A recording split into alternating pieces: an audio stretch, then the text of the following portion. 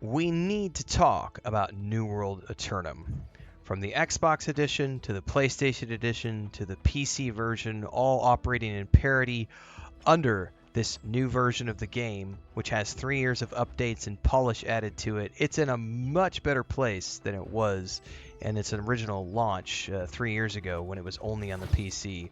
And it's in a completely different place, which is really exciting if you are a fan of the game. I'm a fan. Everybody who's been tuning into the streams is a fan. Let's talk about all the really cool stuff that's a part of New World Aeternum, because there's a lot going on here. It's a really good time. We've been having a blast, and I know the average YouTube content creator out there wants to spin you some rage bait version of how the game is failing, or somehow Amazon Game Studio is failing, or all these things. It's just flat out rage bait, not true.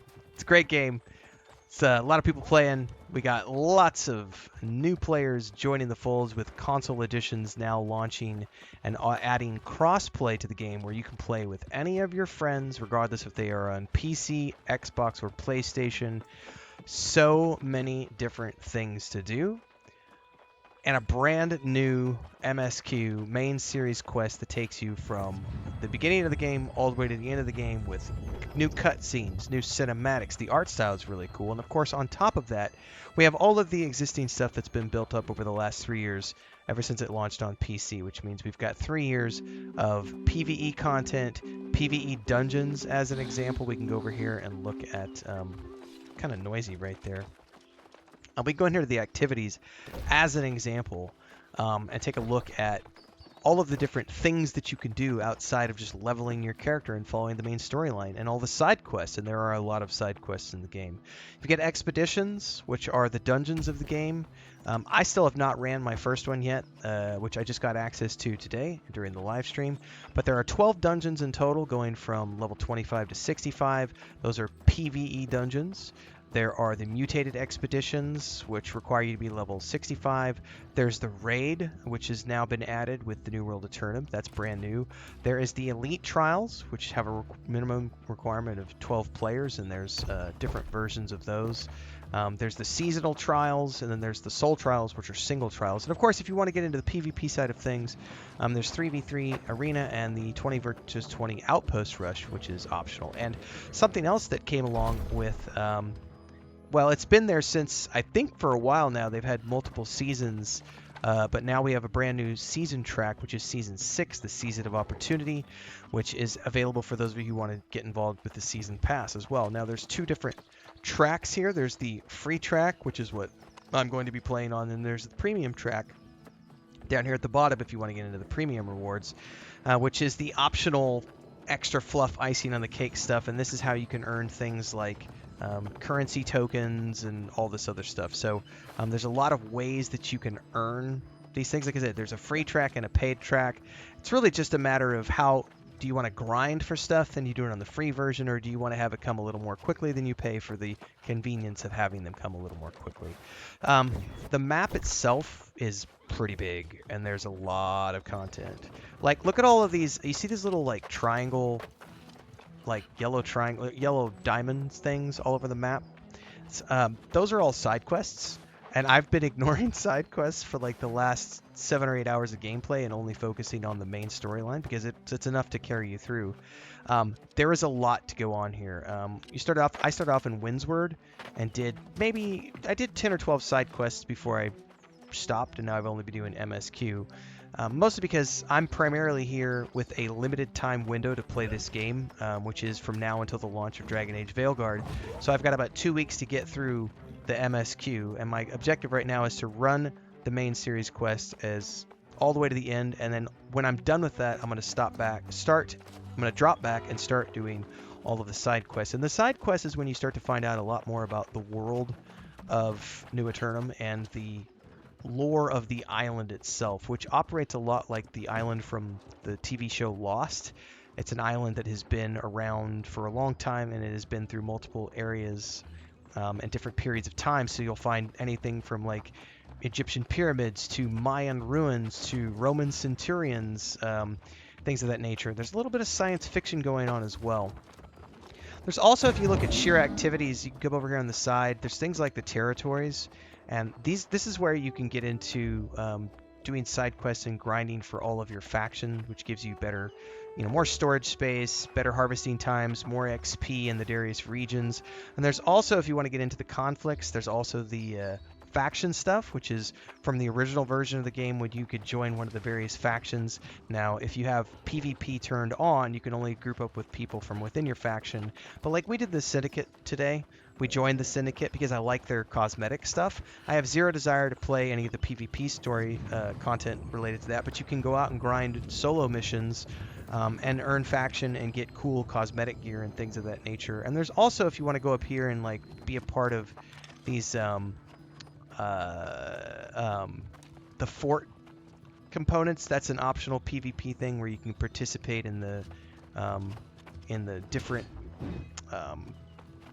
battles between individual factions and things to control the different territories. These are all different ways that you can play the game. And again, this is a case of like when this game originally came out, it had a core of these things, but it didn't have all of these things. And over the past 3 years, Amazon has just continued to add to the game and polish what they had. And then in the background, over the last little bit, they've been working on this version of the game, which is the console edition matching up with the PC edition and coming out with a brand new version of the game, which is the old version of the game with a bunch of polish and now cross-play, so that no matter if you're playing on the Xbox, PlayStation, or PC, you can play with your friends. There's a lot going on here, everybody. It's kind of overwhelming. And to be honest with you, this is probably the most seamless launch of a game that I've seen in recent history. I'm going to make a separate video on this because I think it's worth celebrating. And I think it points towards Amazon having worked out the kinks from the original launch of New World 3 years ago and said, what can we do to make it better? Here's what we can do. Implementing those things, and then it worked. Which, to be honest with you, gives me great satisfaction and also gives me anticipation for their upcoming Lord of the Rings game, which they've been working on for the past few years. So I'm definitely looking forward to that as a huge Middle-earth fan. And I know previously I've played some of the games that Amazon has published, and they have felt a little less than. Like, I'm not a huge fan of Throne and Liberty and Lost Ark. I've tried them, I've played them. They're kind of mid. But Amazon was just publishing those games. This one, they've actually developed the game. And I feel like the refinement of the past 3 years working on this really has led to a better game. Because if this was the version that had launched 3 years ago with consoles and PC together with controller support and all the polish and everything else they've got in the game, I think the conversation around what New World is or was would be much different than it is today, because I understand that there are some disgruntled players from the PC side of things who felt like the content didn't come quick enough, and how dare they go off and develop a console edition when they should have been giving us more content. And I think those players have lost sight of the fact that more players playing your game is a good thing. And if I was in charge of Amazon Studios, I would have prioritized a console edition as well, because the parity of having Xbox, PlayStation, and PC players all together in the same place is more players for your game, it's more revenue for the company, which ultimately means more content can now be developed now that they have this base in the game. And I've heard some hilarious commentary about how the only reason they launched the console edition is because they're gonna this is I think this is the one that most people will say, well, the only reason they launched the console editions is because they were trying to save the game because it didn't have that many players on the PC. That's definitely a perspective, but I think anyone who's been in game dev will realize that that's not necessarily the case.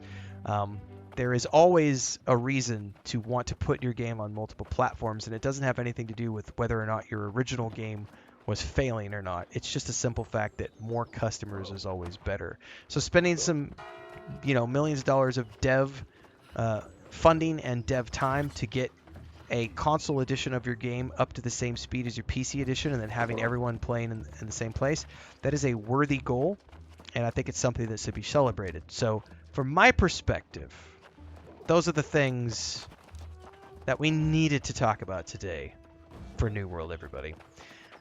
It's a pretty damn fun experience so far. I'm enjoying the Aeternum version of the game much more than I did the launch version of the game. And I will be continuing to stream every morning at 9 a.m. Central Mountain, whatever it is, on YouTube and Twitch from here until we do Dragon Age of Veilguard at the end of the month. So hopefully we'll see you in the next one because we've got a lot of New World ahead of us. I just hit 25 today. We've got dungeons. We've got more main series quest line to finish. Lots of crafting. I'll probably buy a house at some point. You never know. So stick around for more. In the meantime, like, subscribe, hit that bell icon so you never miss an update. We'll see you on the socials and in-game during the next stream, everybody. Have a great day. Have fun gaming.